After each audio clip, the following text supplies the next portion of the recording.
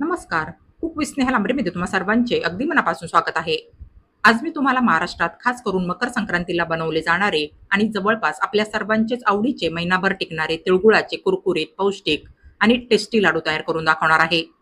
1 kilo सफेद तिळासाठी इतर सामग्रीचं अगदी अचूक प्रमाण घेऊन आज मी तुम्हाला हे तिळगुळाचे लाडू तयार करून दाखवणार आहे. बऱ्याच जणांची ह्या लाडूबद्दल अशी तक्रार असते की आमचे लाडू कुरकुरीत होत नाही. लाडू खाताना दाताला चिकटतात. गरम गरम मिश्रणाचे लाडू वळताना हाताला चटके बसतात. लाडूचं मिश्रण थंड झालं की कडक होतं. त्याच्याने लाडू बांधायला जमत नाही. गॅसवर पुन्हा पुन्हा मिश्रण गरम करून घेतलं तर पाक अगदीच कडक होतो आणि लाडूच्या रंगामध्ये आणि चवीमध्ये सुद्धा फारच फरक पडतो. लाडू काही दिवसांनंतर खाण्यासाठी खवट लागतात किंवा मग नरम पडतात. तर अशा अनेक बारीक सारीक तक्रारींसाठी काही महत्त्वाच्या टिप्स आणि ट्रिक्स आज मी तुम्हाला आजच्या या व्हिडिओमध्ये दाखवणार आणि सांगणार आहे.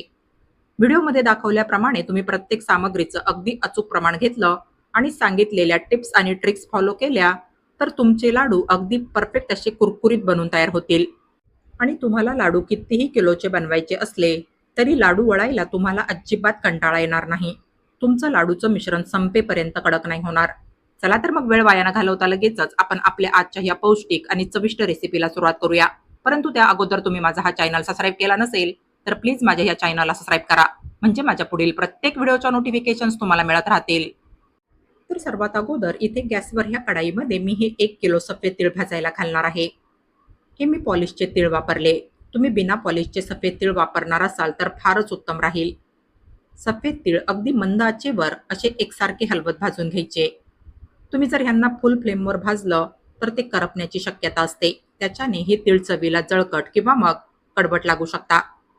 हे सफेद तीळ आपल्या शरीरासाठी फारच पौष्टिक असतात. थंडीच्या सीझनमध्ये तर ह्यांचं नक्की सेवन करायला हवं. तीळ आणि गूळ हे दोन्ही पदार्थ गुणधर्माने गरम असतात. तेव्हा ह्या दोन्हींचं थंडीच्या सीझनमध्ये एकत्र सेवन करायला हवं. ह्याच्याने आपलं शरीर थंडीच्या सीझनमध्ये उबदार राहतं. आपल्या शरीराची प्रतिकारशक्ती वाढवण्यासाठी तसेच हिवाळ्यात होणाऱ्या वात आणि कफ या विकारांवर हे सफेद तीळ फारच लाभदायक ठरतात. पण ज्यांना पित्ताचा त्रास असेल त्यांनी ह्याचं सेवन कमी प्रमाणात करायला हवं. High blood pressure, blood sugar level, bad cholesterol level तसेच पचनक्रिया सुधारण्यासाठी देखील हे सफेद तीळ फारच गुणकारी ठरतात. त्यासाठी ह्या तिळाचं थंडीच्या सीझनमध्ये अगदी आवर्जून सेवन करायला हवं. तर लो फ्लेमवरच आपण ह्यांना 8 ते 10 मिनिट भाजून घेतलंय. हे पहा, ह्यांना भाजून हलकासा गोल्डन ब्राऊन कलर आलाय. अशा पद्धतीने हे सफेद तीळ खमंग भाजून घेतल्यानंतर ह्यांना मी ह्या परातीमध्ये काढून घेणार आहे. यानंतर आता ह्या कढाईमध्ये मी हे पाव किलो म्हणजेच 250 ग्राम शेंगदाणे भाजायला घालणार आहे. सर्वात महत्त्वाचं म्हणजे हे शेंगदाणे अगदी मंद आचेवर छान असे खमंग भाजून घ्यायचे. तुम्ही जर हे शेंगदाणे फुल फ्लेमवर भाजले तर तुम्हाला हे शेंगदाणे फक्त वरतूनच भाजल्यासारखे दिसतील, पण आतून मात्र हे शेंगदाणे कच्चेच राहतील. त्यांच्या त्या कच्चेपणामुळे शेंगदाणे लाडूमध्ये लाडू खाताना खमंग किंवा मग कुरकुरीत नाही लागणार आणि सोबतच कच्च्या शेंगदाण्यांमुळे लाडू काही दिवसांनंतर चवीला खवट लागतील.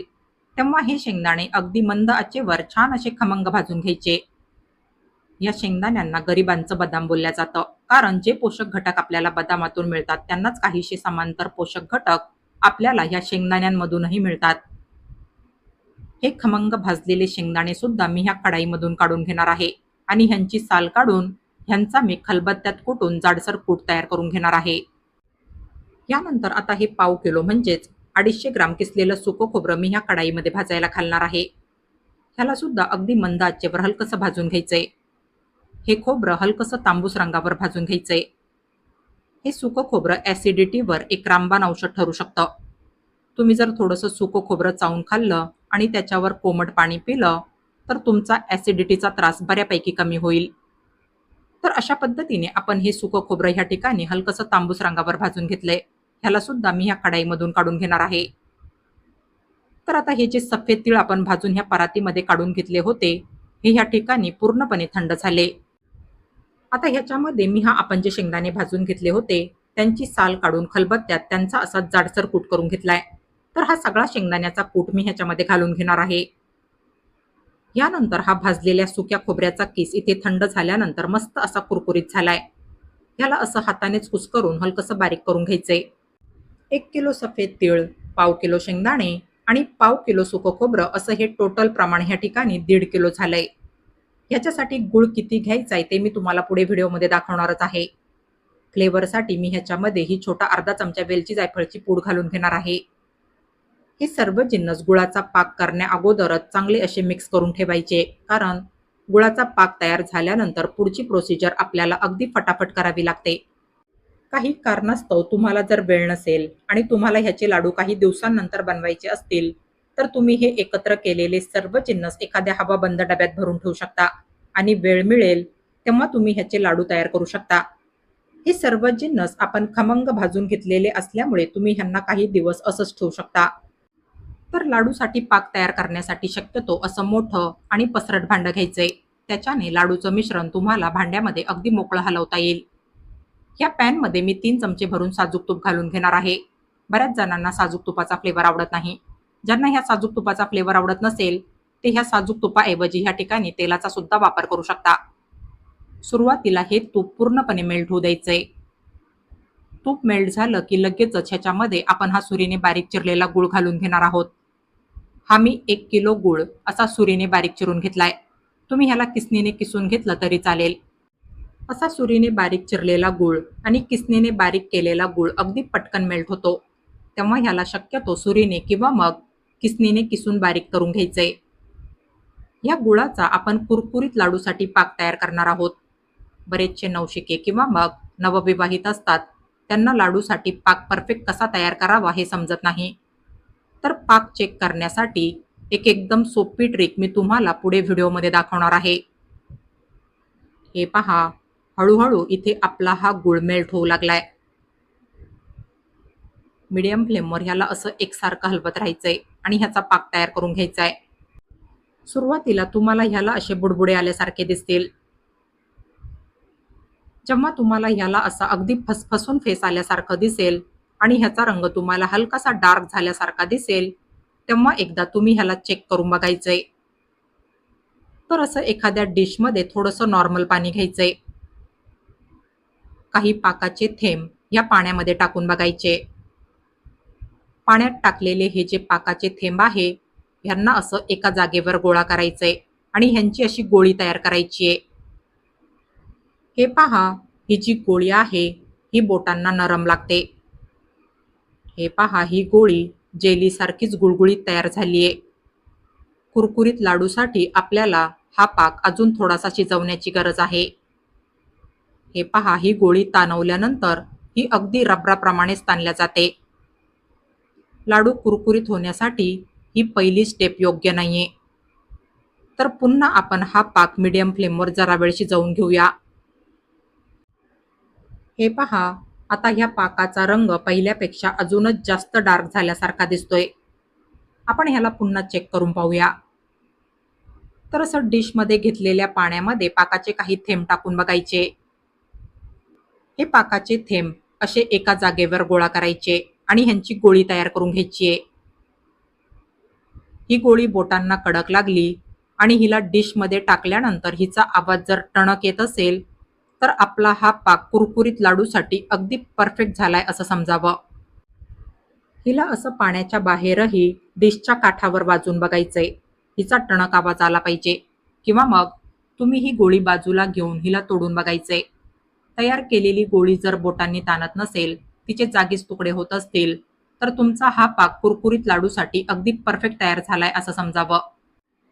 बस तर आता गॅसची फ्लेम लो करून परातीमध्ये मिक्स केलेले सर्व जिन्नस या पाकामध्ये घालून घ्यायचे. गॅसच्या एका शेगडीवर मी पाणी गरम करायला ठेवलंय. कशासाठी ते मी तुम्हाला पुढे दाखवणारच आहे. हे सर्व जिन्नस पाकामध्ये घातल्यानंतर लगेचच ह्यांना पाकामध्ये फटाफट मिक्स करून घ्यायचे. ह्याला मिक्स करायला मी ह्या ठिकाणी ह्या लाटण्याचा वापर केलाय. लाटण्याने हे मिश्रण अगदी व्यवस्थित मिक्स करता येतं. शिवाय लाटण्याला चिकटलेलं मिश्रण काढायलाही सोपं जातं. तसं तुम्हाला ज्याने हे मिश्रण मिक्स करायला सोपं जात असेल, त्याने तुम्ही ह्याला मिक्स करून घेऊ शकता. फक्त पाकामध्ये सर्व जिन्नस अगदी एकसारखे आणि व्यवस्थित मिक्स झाले पाहिजे. जोपर्यंत सगळे जिन्नस पाकामध्ये मिक्स होत नाही, तोपर्यंत गॅस लो फ्लेमवर चालूच ठेवायचा आहे. असं ह्यांना चांगलं असं खालवर करून मिक्स करून घ्यायचंय. हे पहा, इथे आपलं हे मिश्रण अगदी एकसारखं मिक्स करून झालंय. लाटण्याला चिकटलेलं मिश्रण असं सुरीने काढून घ्यायचंय. बघितलं, लाटण्याने मिश्रण मिक्स करणं आणि लाटण्याला चिकटलेलं मिश्रण काढून घेणं किती सोपं आहे. हे मिश्रण थंड होत गेलं की कडक होत असतं. त्याच्याने ह्याचे लाडू वळता येत नाही. हे मिश्रण संपेपर्यंत असंच गरम राहावं आणि ह्या मिश्रण संपेपर्यंत लाडू वळता यावे, त्यासाठी मी तुम्हाला एक खास ट्रिक दाखवणार आहे. तर हे पहा, इथे मी ह्या भांड्यामध्ये पाणी अगदी कडकडीत गरम करून घेतलंय. ह्याच्यावर आपण हा लाडूचं मिश्रण असलेला पॅन ठेवून घेऊया. ह्याच्याने काय होईल, पॅनला खालून गरम पाण्याची वाफ मिळेल. त्याच्याने आपलं हे लाडूचं मिश्रण गरम राहायला मदत होईल. त्याच्याने आपलं हे लाडूचं मिश्रण संपेपर्यंत कडक नाही होणार. तुम्हाला ह्या मिश्रणाचे लाडू हे मिश्रण संपेपर्यंत वळायला कठीण नाही जाणार. तुम्हाला जर वाटलं की पॅनच्या खालचं पाणी कोमट झालंय आणि लाडूचं मिश्रण कडक व्हायला सुरुवात झालीये, तर तुम्ही पुन्हा गॅसवर पाणी ह्या मिश्रणासकटच असंच गरम करायला ठेवायचंय. जास्त प्रमाणात लाडू बनवताना तुम्ही माझी ही एक सोपी ट्रिक नक्की ट्राय करून बघा. हे मिश्रण फारच गरम असतं आणि ह्या मिश्रण गरम असतानाच लाडू बनवायचे असतात. या गरम गरम मिश्रणाचे लाडू बनवताना तुमचे हाताचे तळवे सुद्धा भाजू शकता. अशा वेळेस काय करायचंय, एखाद्या प्लास्टिकच्या पिशवीमध्ये किंवा मग बाटलीमध्ये पाणी भरून त्याचा फ्रीजरमध्ये ठेवून बर्फ तयार करून घ्यायचा आहे. लाडू बनवायला घेण्या अगोदर बर्फाने हात थंड करून घ्यायचे. नॅपकिनने हात कोरडे करून हाताला थोडंसं साजूक तूप लावून ह्या मिश्रणाचे लाडू बनवायचे. त्याच्याने तुमच्या हातांना चटके बसणं काहीसं कमी होईल. असं तुम्ही अधूनमधून हात थंड करून या सगळ्या मिश्रणाचे लाडू हाताला चटके न बसता तयार करून घेऊ शकता. मी ह्या दुसऱ्या ट्रिकने लाडू बनवते, तेव्हा मला त्याची गरज नाही वाटत. काय करायचंय, या मिश्रणाची वरची लेअर हवेने हलकीशी कोमट झालेली असते. तर असं वरचं मिश्रण घेऊन ह्याचे लाडू बनवायचे. याच्याने तुमच्या हातांना चटकेही नाही बसणार आणि तुमचे लाडू सुद्धा ह्याच्याने फटाफट बनून तयार होतील. तर असे सुरुवातीला हाताला थोडंसं साजूक तूप लावून या मिश्रणाचे असे लाडू बनवून घ्यायचे. हे पहा, तुम्ही ते पाहू शकता, मी हे लाडू अगदी एकसारख्या साईजचे तयार करून घेतले. ह्या लाडूंची साईज ही टोटली तुमच्या आवडीवर डिपेंड राहील. तुम्ही तुमच्या आवडीप्रमाणे हे लाडू तुम्हाला हवे तसे लहान मोठे तयार करून घेऊ शकता. हे पहा, तुम्ही ते पाहू शकता, आपले हे लाडू फारच मस्त असे प्लेन, गोलगरगरीत आणि कुरकुरीत बनून तयार झाले. यांना रंग देखील बघा काय मस्त आलाय. बऱ्याचदा जास्त प्रमाणात हे तिळगुळाचे पाकाचे कुरकुरीत लाडू बनवताना मिश्रण थंड होऊन कडक होतं. लाडू बनवताना हाताला चटके बसतात. त्यासाठी नक्कीच मी सांगितलेल्या ट्रिक्स तुम्हाला आजपर्यंत कुणीही सांगितल्या नसतील. मी आजच्या व्हिडिओमध्ये सांगितलेल्या टिप्स आणि ट्रिक्स वापरून प्रत्येक सामग्रीचं अगदी अचूक प्रमाण घेऊन तुम्ही सुद्धा एकदा असे कुरकुरीत तिळगुळाचे लाडू नक्की ट्राय करून बघा. बघा, कितीही किलोचे लाडू बनवायचे असले तरी तुमचे लाडू मिश्रण संपेपर्यंत मिश्रण कडक न होता अगदी फटाफट आणि परफेक्ट बनून तयार होतील. चवीला सुद्धा हे लाडू फारच मस्त असे कुरकुरीत आणि टेस्टी लागतात खाण्यासाठी. चवीसोबतच आपल्या शरीरासाठी सुद्धा हे लाडू फारच लाभदायक आहेत.